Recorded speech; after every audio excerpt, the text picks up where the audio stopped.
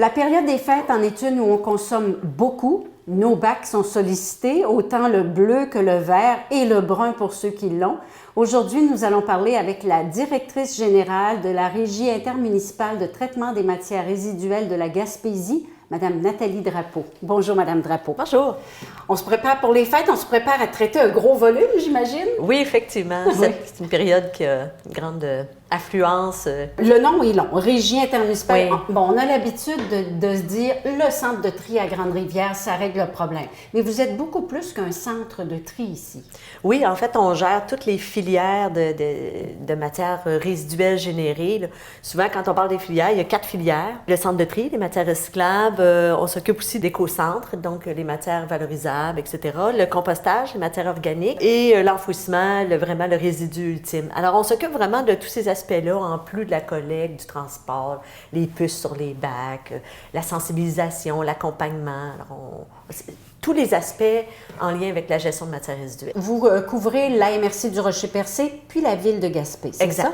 Exact. Et vous êtes proactif en matière de compostage. On parle de compostage depuis 2012 que l'AMRC offre ce service aux citoyens puis aux entreprises. À l'époque, c'est l'enfouissement, c'est la décision relativement à l'enfouissement qui a forcé un peu la réflexion. Parce que la MRC du Rocher-Percé devait transporter les matières vers la ville de Gaspé, où elle était de Gaspé. Et ben là, on savait qu'il fallait transporter ça sur 100 km. Alors, on s'est dit, il faut peut-être penser nos affaires, puis si on est capable de détourner une partie de cette matière-là au lieu de la transporter. Alors, c'est d'où est venue l'idée de composter localement. Et puis en même temps, c'était plein de sens, tout ça. Là. Mais je comprends. Puis on se demande comment ça se fait que les autres MRC n'ont pas encore imité. Est-ce qu'il y a des démarches dans ce sens? Vous êtes sûrement approchés, là. On est approchés pour donner des conseils, pour répondre à des questions. Et puis ça nous fait toujours plaisir. Moi, je peux prendre 1 heure, 2 heures, 3 heures, j'ai aucun problème avec ça parce que je peux comprendre que c'est complexe, c'est difficile comme réflexion, comme Qu'est-ce qui est comme difficile? vision. Ça coûte cher? Bien, il y a des coûts associés à ça. Ça fait peur aux citoyens. C'est un changement de comportement, je le dis régulièrement. C'est comme si... je ne sais pas pourquoi, mais tu sais, de composter, là, c'était « Oh, mon Dieu, c'est... » Ça va peu, il va y avoir des mouches. Il va y avoir beaucoup de problèmes, ça va être épouvantable. Mais dans les faits, quand tu suis les directives, tu n'en as pas de problème. Ou très, très peu de problèmes. Et tu fais ton devoir de citoyen. Oui, quelque part, l'argument environnemental ou le devoir de citoyen, je l'utilise moins parce que c'est peut-être pas l'argument qui va convaincre. C'est pas le bon argument. C'est l'argument économique, en général, qui va réussir... Parce que ça coûte cher d'enfouir plein de matières dans un lieu d'enfouissement technique. Et on parle beaucoup de gaz à effet de serre. On pense aux voitures, on pense aux industries, mais on ne pense pas que nos déchets génèrent des gaz à effet de serre. Il faut savoir qu'au lieu d'enfouissement technique, on capte les biogaz depuis 2 ou 3 ans. C'est 8000 tonnes GES évitées par année. 8000 tonnes, c'est non négligeable. Incroyable. Et malgré tout ce que vous faites, malgré que vous ayez un bac brun, évidemment un bac bleu, un bac vert, il y a quand même encore 85% du contenu de la poubelle, la vraie poubelle, qui pourrait aller ailleurs, qui pourrait être compostée, revalorisée. Hein? Oui, exact. C'est beaucoup, c'est énorme. J'aurais pensé peut-être la moitié parce qu'on est des fois délinquants, mais 85%. Mais il y a plusieurs aspects dans ce 85-là. D'abord, il y a les matières qu'on est capable vraiment de récupérer, de valoriser, de composter. Je vous donne un exemple. Il y a certaines matières, le styromousse, c'est un bon exemple. Alors, le styromousse, oui, se retrouve aux déchets. Si on pouvait avoir un système ici pour le valoriser, on le ferait. Donc, c'est une matière qui pourrait être valorisée, qui pourrait être récupérée, transformée. Mais il n'y a pas de marché pour Mais vous il n'y a ici, pas là. soit de marché, soit la technologie n'est pas adaptée aux régions, hein, parce que nous, comme vous disiez au départ, qu'on était proactifs, innovants, c'est que nous, on se pose toujours cette question-là. Qu'est-ce qu'on peut faire de plus avec les matières qu'on génère sur notre territoire pour éviter le transport? Donc, comment on pourrait les gérer plus localement? Alors, donc, dans la poubelle, il se retrouve des matières pour lesquelles, ici, on n'a pas encore développé le marché de transformation. Puis, il y a beaucoup de matières pour lesquelles les gens se disent « Ah non, tu sais, je suis pas sûre, je vais le mettre aux poubelles. » Puis ça, je compte, bien évidemment, là, c'est sans compter ceux qui compostent pas ou qui récupèrent pas. Ou, oui. Pourtant, on est dans un milieu où est-ce qu'il y a quand même pas mal d'espace. La plus grande partie du territoire est composée de milieux au moins semi-urbains ou même agricoles. On peut même faire du compost dans sa cour. Ah, tout à fait. D'ailleurs, on encourage, nous, les gens, même si le bac brun est disponible là, à l'ensemble de la population, quand il y a des gens qui nous disent « Ouais, mais moi, je composte déjà à la maison ». Arrêtez pas. C'est ça. Continuez, il n'y a aucun problème. Oui. Mais il y a des matières que tu ne peux pas mettre au composteur domestique. Donc, le bac brun, à ce moment-là, devient ton bon plan B. C'est un souci que vous avez au quotidien, ici, au centre, que de dire comment est-ce qu'on pourrait faire plus. Vous travaillez, bien sûr, avec les maires, avec les responsables municipaux aussi. Exact. Puis, justement, on a eu un exercice de réflexion, là, il y a à peu près un mois. Et ce qu'on constate, en fait, oui, il y a eu une réduction à l'enfouissement. Depuis l'implantation du compostage, on détourne 2000 tonnes, à peu près 2000-2500 tonnes de l'enfouissement avec le compostage. On ne peut pas dire que les arrivages au lieu d'enfouissement technique ont baissé tant que ça, parce qu'il y a une bonne génération au niveau des ce qu'on appelle les institutions commerce et industrie, les ICI. Oui. Donc, cette génération-là n'a pas nécessairement baissé de façon satisfaisante. Alors, 2020, pour nous, il y a une priorité. On va beaucoup travailler à réduire l'enfouissement encore plus. Donc, on a ciblé la clientèle des institutions commerce et industrie, puis faire encore plus d'accompagnement de ce qu'on fait déjà. Là. Bien des entreprises, institutions, bureaux, nommons-les, ont leur petit bac bleu à côté, par exemple, du bureau ou à côté du photocopieur, mais il n'y a pas que ça, là. Il n'y a pas que le papier. Là, exact. Et ça, c'est un bon point que vous soulevez. C'est vrai qu'il y a beaucoup de commerces. Ils vont nous dire, oui, on récupère, mais au final, ce qu'ils font, c'est qu'ils récupèrent beaucoup de papier, le carton, mais le plastique, verre, métal, tu sais, les bouteilles d'eau, ça, là, ça se retrouve, les gobelets de café. Alors, tout ça se retrouve souvent aux déchets. C'est un volume important. On a encore du boulot à faire. Oui, une espèce d'examen de conscience. Ça prendrait pratiquement quelqu'un responsable dans chaque entreprise, institution, pour voir ça? Bien, nous, ce qu'on fait ici, on a des chargés de projet. À la région, on a 2 chargés de projet, Laurent et Laurie. Donc, on a une équipe et, qui couvre le territoire. Et justement, l'année prochaine, l'an prochain, donc, ils vont faire encore plus d'accompagnement personnalisé. Aller rencontrer les entreprises qui ont beaucoup d'employés, peu ou beaucoup d'employés, et vraiment aller au sein de l'entreprise et de voir, bon, qu'est-ce qui se passe ici? On fait le tour, on regarde. Comment on peut vous accompagner? Comment mieux vous outiller, mais au final, ce qu'il faut, là, c'est qu'il faut réduire l'enfouissement. On est tous rendus là.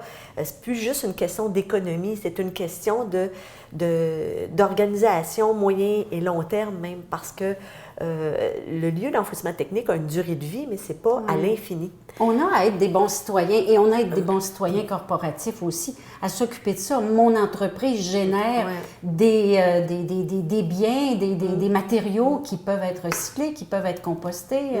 Puis il y en a beaucoup qui nous ont appelés, interpellés en disant hey, moi, je génère ce type de matière-là, peux-tu faire quelque chose? Puis on va faire des recherches avec eux. Parfois, on va trouver, mais parfois non. Mais, tu sais, au moins de se poser la question. Puis aussi, on va pousser la réflexion en amont.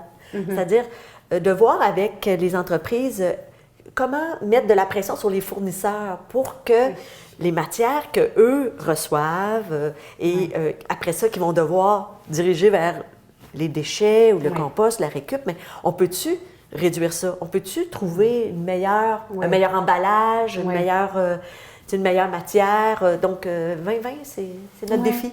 Et vous faites du beau travail, je pense, avec les usines de transformation de produits marins. Bien, on les accompagne. En fait, ils ont porté ce dossier-là de valorisation de résidus marins.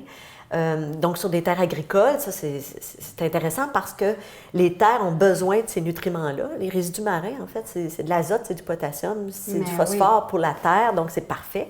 Et les entreprises se sont organisées. Nous, ce qu'on fait, c'est de l'accompagnement. On s'assure que les règles du jeu sont suivies. Alors, le ministère de l'Environnement, donc, impose certains critères. Et il faut s'assurer que ce qui est appliqué sur la terre, ça répond aux besoins du sol, donc de chaque. Exactement. Alors oui, effectivement, on accompagne un peu ces entreprises-là. C'est le temps des fêtes, c'est le temps des parties de bureau, c'est le temps. Mais à l'année longue, on a des soupers de ceci ou de cela. On a des organismes qui reçoivent.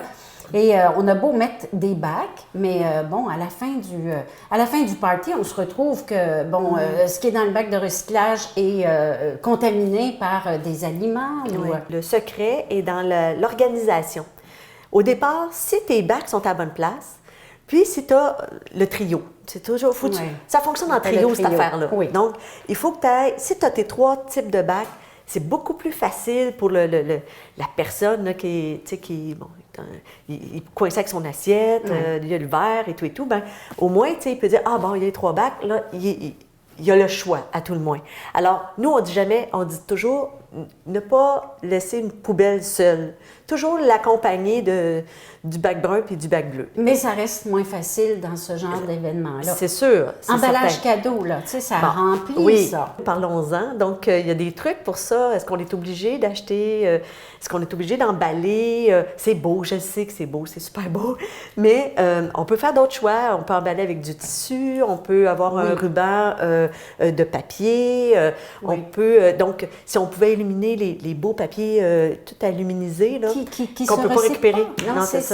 Si on fait des meilleurs choix au départ, on en génère moins à la fin. Donc, moins d'emballage. On veut des produits moins emballés, mais nous-mêmes, n'emballons pas trop. Non, tout à fait. Ou récupérons. Ça fait partie des conseils. Puis, tu sais, des fois, on peut se dire, ah oui, mais là, ils sont fatigants, Noël, c'est le fun, on veut avoir du plaisir. Mais il y a moyen de faire ça. Il y a moyen que ce soit joli, mais en même temps, ça a un impact beaucoup moins important au niveau... En fait, il s'agit de développer des nouvelles habitudes qu'on n'a pas encore. Ça, c'est comme commencer une nouvelle recette. Hein? Ça ne fait pas partie des recettes familiales. On n'ose pas trop. On a peur de se tromper. Mais si tout le monde s'y met. Et aussi, peut-être, il y a de la récupération. On ne parle pas beaucoup de récupérer les objets, mais ça commence à être très valorisé, le fait de dire, bon, on va donner quelque chose qui a déjà eu un usage, mais qui peut encore servir. Et moi, j'adore ça quand on fait ça. Oui, c'est vrai? Oui. Ah oui, parce que ça permet de sortir des trucs là, de la maison.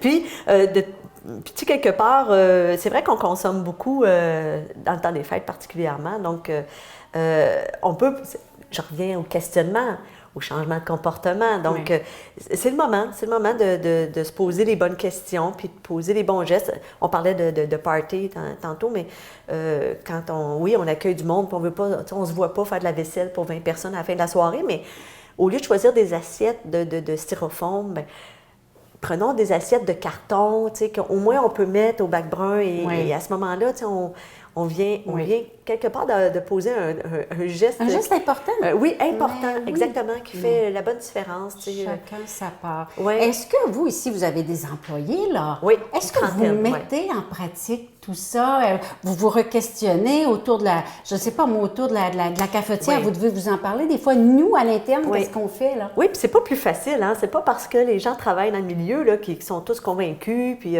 on doit beaucoup faire, tu sais, on doit refaire de la sensibilisation régulièrement. On se rassoit avec eux. Écoutez, gang, là, j'ai trouvé ça, moi, dans la poubelle. Le Kleenex, le papier brun, ça va, tu sais, ça va au bac brun. Oh, telle affaire, on n'oublie pas, ça va au recyclage. Dans nos choix de cadeaux cette année, ben là, c'est comme un scoop, là. Mais on a fait faire des napperons par une grand-mère d'une de nos employées. Tous des napperons, là, en tissu, là. Donc, ils vont tous avoir ça. Bon, ils vont tous être contents, je ne sais pas, là. Mais, vous nous en donnerez des nouvelles. Oui, c'est ça. Mais ça fait partie, effectivement, tu sais, nous, il faut prêcher par l'exemple. On n'est pas toujours parfait. Les décisions qu'on prend ne sont pas toujours excellentes, mais c'est au quotidien. Donc, on teste les premiers trucs, on les teste avec nos employés. Puis nos employés nous donnent beaucoup de conseils aussi. Quand on fait les portes ouvertes ici, c'est le fun de les voir interagir avec la population, à quel point ils sont fiers du travail qu'ils font. Oh, mais c'est merveilleux, ça. Et ils en voient passer, écoute, sur le tapis, là. Vraiment, ça bouge là-dessus, ils en voient des choses, là. Oui, Eux pourraient nous dire aussi qu'est-ce qu'il ne faut pas faire.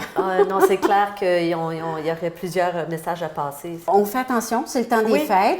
Oui, on peut se laisser aller dans le plaisir, mais l'environnement fait partie des cadeaux qu'on peut se faire et qu'on peut faire pour l'avenir, Madame Drapeau. Oui, exact. Tout à fait. Votre dernier message, puis en même temps faire vos vœux de Noël. Bien oui. Je voudrais féliciter la population parce qu'on est chanceux d'avoir une population qui participe, qui collabore, qui est intéressée.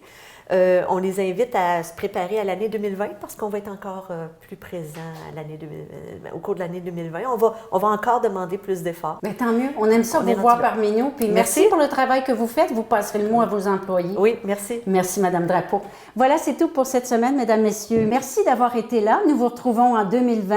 Toute l'équipe de Enjeux régionaux vous souhaite d'agréables fêtes.